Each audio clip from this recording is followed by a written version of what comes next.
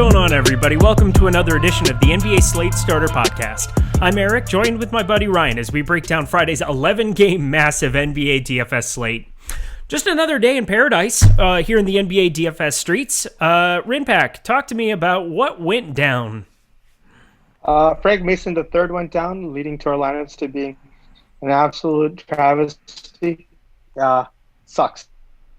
It's a brutal bad beat. A lot of the sharp people, it was the sharp play to do. But we can't really control those injuries once they happen. Just kind of go with the flow. It's one of those days you're really hoping that you don't drown. You somehow find a way to tread water. On to Friday we go.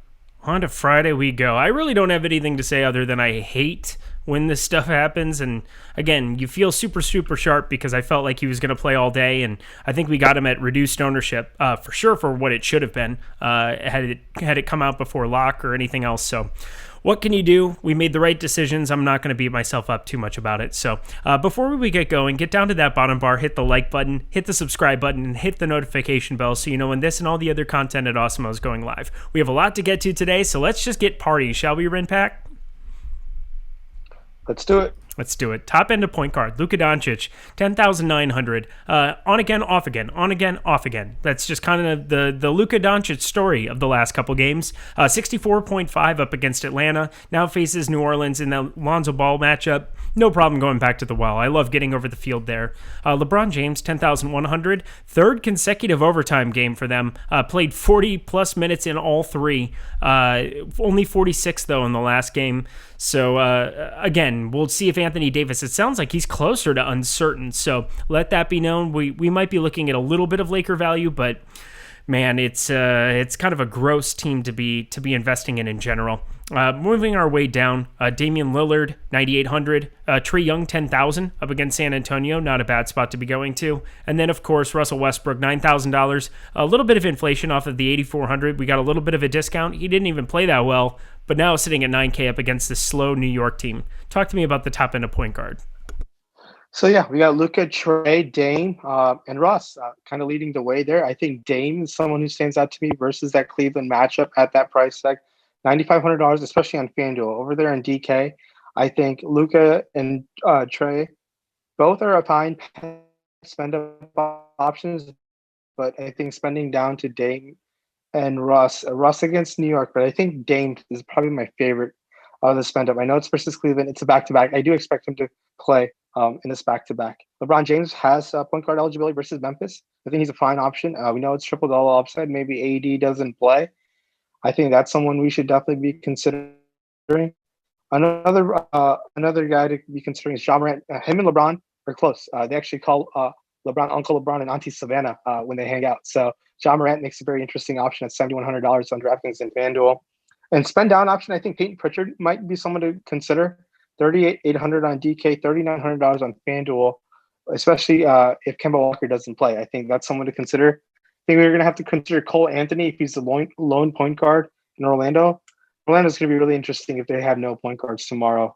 It's going to be a lot of Terrence Ross ball handling. We'll see what that news breaks down to. Orlando right now for us is a really upsetting option. So that kind of wraps it up for me for point guard. Is there anyone else you're looking to go to in this point guard spot? Yeah, I was going to say, if Amino can't play, are they even going to have 8? Like, it's going to be close. I guess Bacon, Ennis, Ross, and that's it in that direction. They have another guard in Daquan Jeffries as well. Wow. I think. Yeah, Kareem Maine, but he's not with the team right now, is he? Daquan Jeffries is on the Kings now. He used to be on the Magic. There we go. Yeah, so, Kareem Maine would be the other guy there. I think they are literally at 8 with. So Mo Bamba, I guess, would be the 8th guy in that situation. Wowzer, Orlando. That'll be fun. And of course, Orlando has the best matchup possible that you could ever ask for in Sacramento. So just to add insult to injury, no pun intended, on an 11-game slate, we're going to be waiting on a bunch of that. Looking down the rest of point guard, we'll kind of stick on that. LaMelo Ball, 8,600.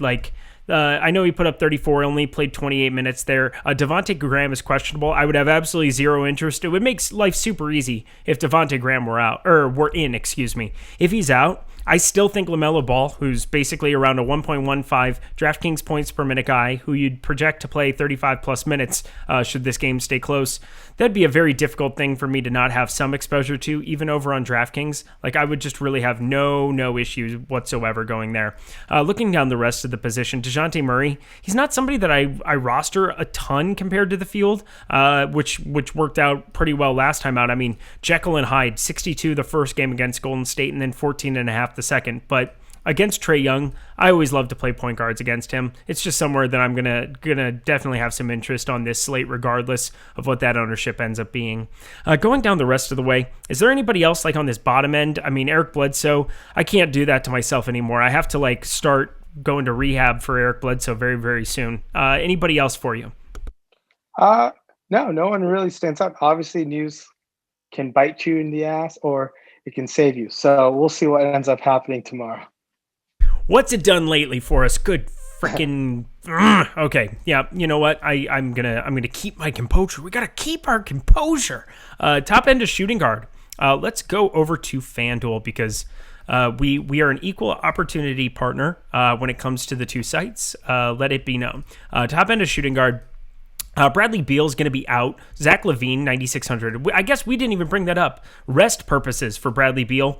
I had seen that go through sooner. But Russell Westbrook is going to be super high owned. So 9K is still kind of a discount for him over there on DraftKings. Over on FanDuel, Russell Westbrook's 8,700. So now he's cheaper over there. So well done, FanDuel. That's going to be excellent. Sitting down there, Zach LaVine, who came off of an absolute nuclear bomb with 46 real points against New Orleans, 58.4 FanDuel points. He's going to garner a lot of ownership, as he should. That's just going to be another good spot, even against these Clippers with Paul George out.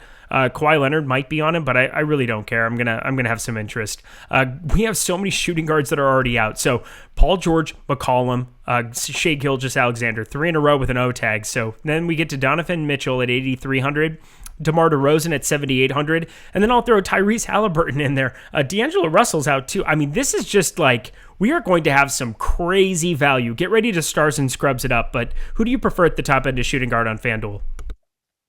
So yeah, top end on the shooting guard, obviously Beal being out is a massive uptick for Russ. And there are going to be some other guys who probably will help out the Washington team just because he takes so much usage. Maybe we'll cover them in the other positions such as a Rui, a Bertans. We'll see what ends up happening with their price tags. LaVine versus the Clippers on $9,200 seems a little bit expensive. Mitchell versus Milwaukee. Donovan Mitchell the Jazz played Milwaukee last time and they won by 13. Mitchell was fantastic. Went 12 of 24 from the field. Now Middleton now has shooting guard eligibility and small forward eligibility on DK. I believe he was just small forward at one point, but 8K, very consistent all year long. Someone we should definitely be targeting. Other value options over there in DK, I think it gets ugly really fast. Maybe in Sacramento, Fournier's price tag is going to stand out against 5,900 versus Sacramento. Derek White is $5,200. Maybe we go to Hamidou Diallo again, who has been great the past 2 games out. Last time he got there, he's picked up 2 double-doubles and rebounds, which is kind of impressive from him. So someone that we could consider. Jordan Clarkson can get hot, $5,700 for sure. Buddy Hield is someone who just needs to knock down a couple threes. That's not couple threes, a lot more than a couple threes to pay off that price tag. But I do like Buddy Hield against his depleted Orlando team. Over there in FanDuel, spending up, obviously you're going to have LaVine. Clarkson is now down to $4,700. He's someone who needs to get hot to get going. Buddy Hield is $5,900. I think we need to consider that quite a bit. Dylan Brooks, $5,200 versus the Lakers. I think he's going to be quite popular because of that price tag. I'm not a big Dylan Brooks believer, but that price tag looks quite nice right now.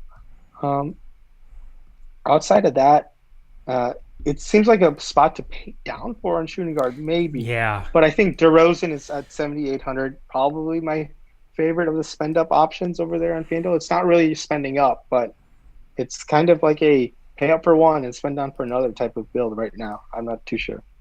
Dwayne Bacon. God.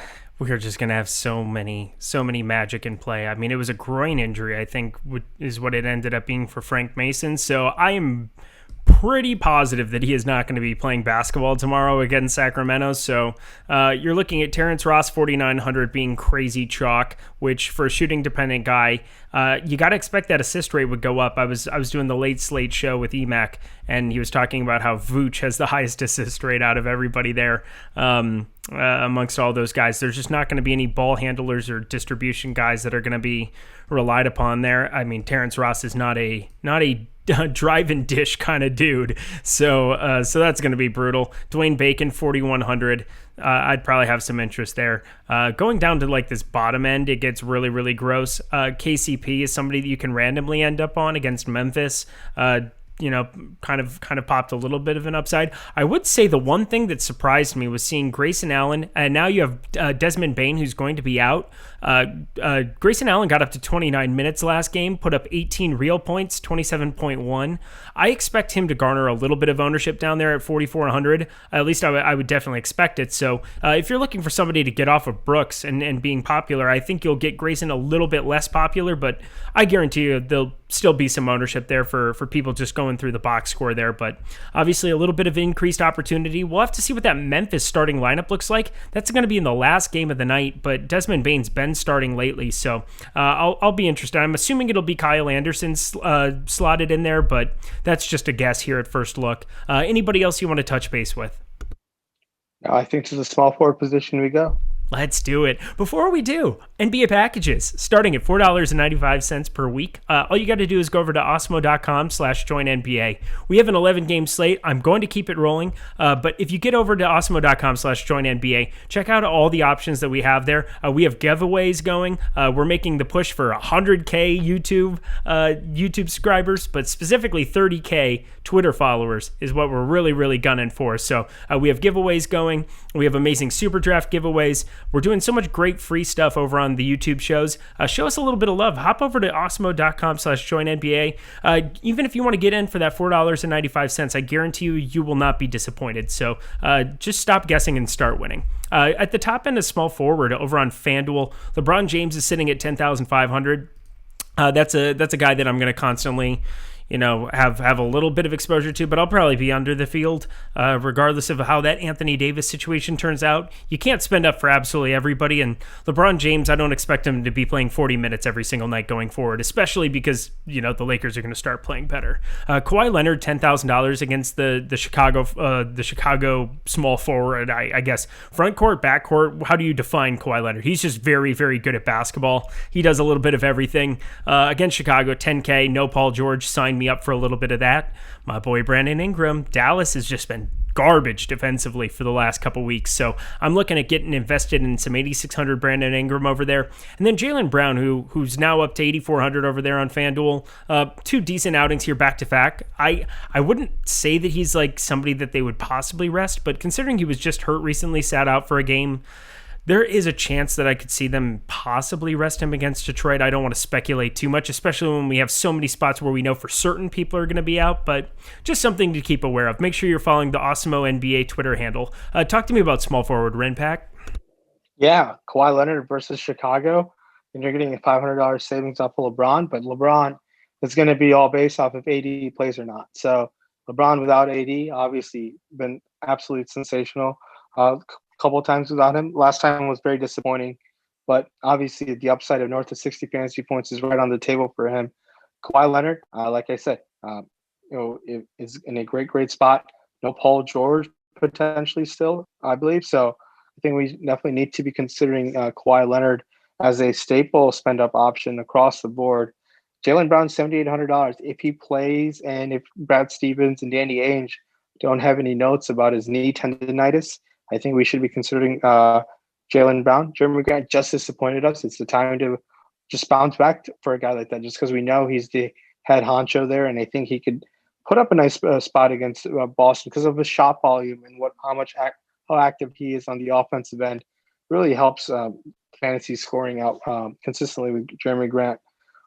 Other small forward options in the mid-tier to spend down for, I think we can consider, like you said, a Grayson Allen. Danilo Gallinari, 4,800, I think is fine. played his minutes total up to 30.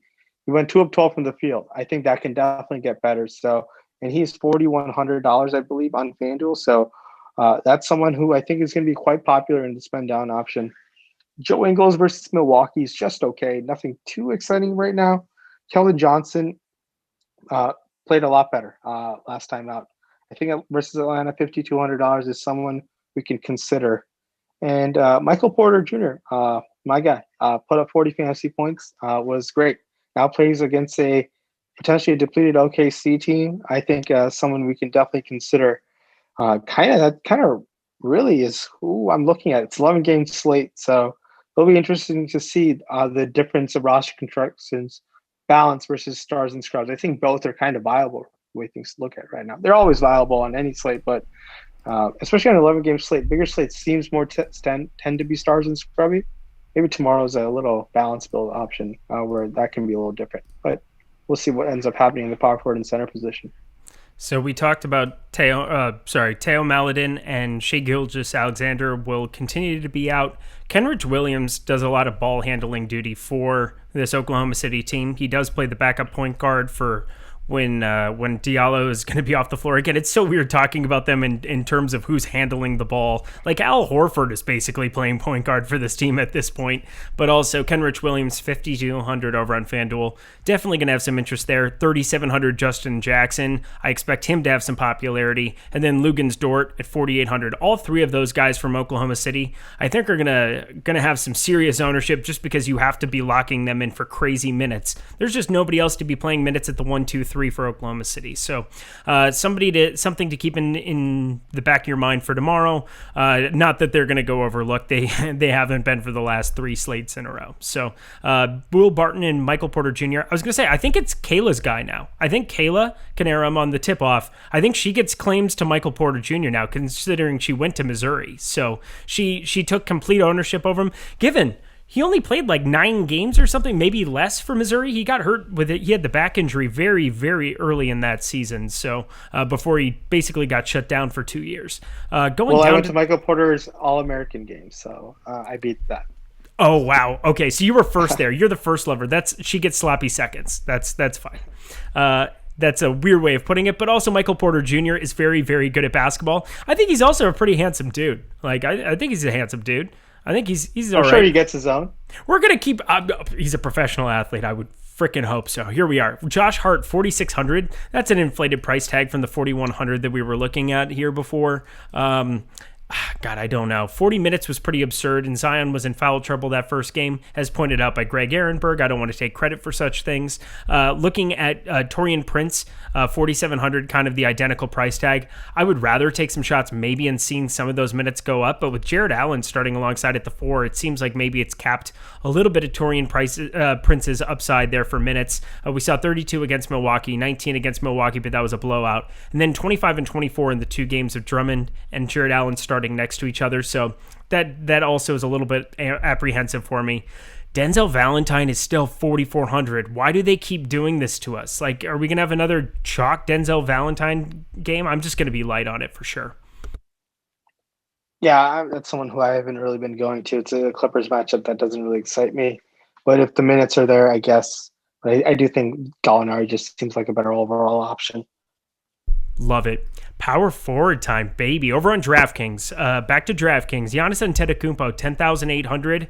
It's Giannis. I continue to have crazy exposure to them. Last slate, he was 6%. He was 6% on Wednesday. I had like 40, and I was like just dancing in my shoes. Part of it is that like at power forward, there just seems to be like such a big gap between him and the rest of the field, especially if Anthony Davis is out. So I guess that's kind of a big part of why I pay up at that position. More so over on FanDuel, where you have to roster 2 of everybody. But even on DraftKings, there's a big jump from Giannis at 10.8 to Anthony Davis at 9.2. I think who's questionable right now, but I think might be bordering on the doubtful side. Again, make sure you're paying attention to that news. I'm not going to speak for that. Julius Randle, 9,100. Generally, I haven't had a whole lot of Julius Randle interest. Now he's facing Washington. Hopefully this can pace up New York a little bit. If I were going to invest in him, this would be the spot. And then Jason Tatum, 8,800 against this Detroit team. He's just really not been there the last 3 after coming out of the gate hot after coming back. Who do you like at the top end of power forward? Giannis and Tatum definitely stand out to me. I think Tatum versus Detroit could get whatever he wants. It's a back-to-back, keep in mind. So Tatum is someone who's been pretty solid throughout the year. I know he came back and was a little rusty, but I think Giannis and Tatum make for great options. Now, if Anthony Davis plays, I don't think his ownership will be north of 5%, but it is a lower body Achilles injury that they're keeping in mind of. So just keep in mind what the situation there is with AD. Julius Randle, $8,600 versus Washington. Yeah, let's do it. It's Washington. I think Randle could have a potentially north of 50 fantasy points in his bag. So he has yet to play them this year. $8,600 for Randle. Sign me up. Porzingis versus the Pelicans. But he was great 2 games ago. Came down to earth. Only played 19 minutes. So I think there's room for him to obviously get more minutes. I know it's an $8,200 price tag. Maybe people will be more excited to play a guy like Zion. I think I want to say Porzingis has a much higher upside than Zion. Zion's just someone who's just been consistently around the high 30s, low 40s. Zion put up 29 real points last game. He only had 4 boards, only 2 assists, which were both low marks for him in the course of his last 7 games. No blocks in a game also. If he got any stocks or blocks, he has upside on FanDuel. I disagree with you, but that's just also me, a super biased New Orleans Pelican guy. Again, people say we disagree and that I'm combative and confrontive to you. I have to live up to I have to live up to their expectations. Continue on. So the thing is, he put up great numbers at Duke. Those are like stocks and blocks. He just hasn't translated to the NBA. It's crazy. So maybe it's going to happen, but it hasn't happened yet. And we have like almost I want to say 50 games now under his belt. So this is a dumb thing to say, but do you think part of it could also be just him maybe not trying to like highlight reel dunk and highlight reel block everything, coming off of a knee injury that kept him out of a lot of games last year? It might be a training staff thing that they've told him not to do, potentially. We don't know what's happening behind the scenes, but hopping over on DK, Jeremy Grant has power forward eligibility going back to him after he's burned everyone. Dylan Gallinari is $4,800. Someone who I think is going to be very, very popular and has merit to just being removed from your player pool is Semi Ojeleye. And on that note, that's what I'm going to say. I'm going to probably be trying to do that. I do not think what he did was real today. And if you think otherwise, please leave in the comment section how much percent Semi Ojeleye you will be playing. And on that note, that wraps up my power forward thoughts. I think there we go. Got zero. I'm right there with you. I actually had a little bit today, but he was 1%. When somebody goes off, now he's going to be 30%. I'm going to have none. Yeah, I'm right there with you. The one guy I will have a lot of at power forward from the same team is Daniel Tice, who I continue to love and play on FanDuel. He's continuing to be underpriced. He's $4,900. Again, he got out of that starting rotation for like 1 game, and everybody like lost their mind, and I think they just kind of completely forgot about him. But 35.5 today. He got 4 blocks and 2 steals, so I'm not going to like say that that's super repeatable, but somebody who also is playing around 30 minutes, who's going to be able to have opportunities, can shoot from the outside a little bit. Like, I have no problem playing an under 5K Daniel Tice just to get a different kind of roster construction. I don't think he's like a must by any means, but I would rather do that than paying like $4,500 for Khem Birch. I know that, Khem Birch is going to see minutes and Orlando's completely decrepit, but like I'd rather find a little bit of the money. Going back to this Chicago narrative where these prices just don't change, Patrick Williams is again going to be chalk on FanDuel, $4,400. Price didn't move at all. He played 34 minutes. So that's now 5 games consecutively of 30 plus minutes. He got to 25.5. He's just way underpriced still. I want to keep fading it because it's worked out the last couple where I didn't like need him, but God, now against the Clippers in a spot where like there's nobody else in that front court. I mean, Gafford's starting as well, but like I just don't want to play him at all. The minutes never get over 20, so obviously everybody's going to go to Patrick Williams. So get ready for that fun little nugget tomorrow. Enjoy that, everybody. Anybody else? I would say the one guy we got to point out. So Mason Plumlee got late scratch today. I ended up with 100% Isaiah Stewart. I think a lot of people did on multiple sites, multiple everywhere. He was just a fantastic play because Isaiah Stewart ended up in the starting lineup at the 5. He's 3,600 at power forward. So in the bottom bar, obviously focus in on what your ownership of Semi Ojeleye is going to be, but I can guarantee you I'm going to have near 100% if Mason Plumlee is out again. What do you think? Yeah, I think we can definitely go to that, and it'll obviously give you a spend down option to give you some more salary to spend up for some great studs that we have. Another guy we need to mention on FanDuel is Davis Bertans, $4,200. Someone who I've been saying consistently over the past few days, and Maxi Kleber in the same price range as well. Make for some pivots off of Isaiah Stewart. So keep in mind that power forward situation there. Play Isaiah Stewart. Just saying. No, it's fine. It's fine. Yeah, you do whatever you want. You play your own game. Top end of center, my guys. Let's finish it out. Top end of center on DraftKings. Giannis Antetokounmpo is also center eligible there. Jokic, 10,700. Nikola Vucevic, 9,400. So you've got two absolute studs at the top end of center there between Vooch, between Jokic. Both in phenomenal spots. Karl Anthony Towns is back. He exists. He played 31 minutes in a 7-point loss the other night. We'll kind of see what ends up happening in this situation.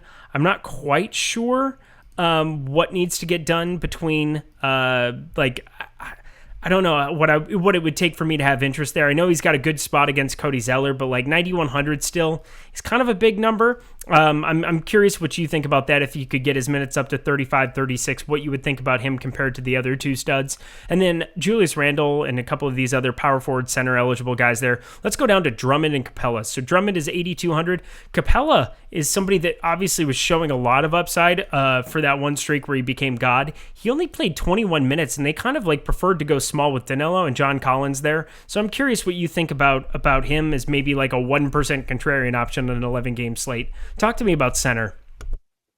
Yeah, I like Karl Anthony Towns quite a bit. $9,100 versus Charlotte.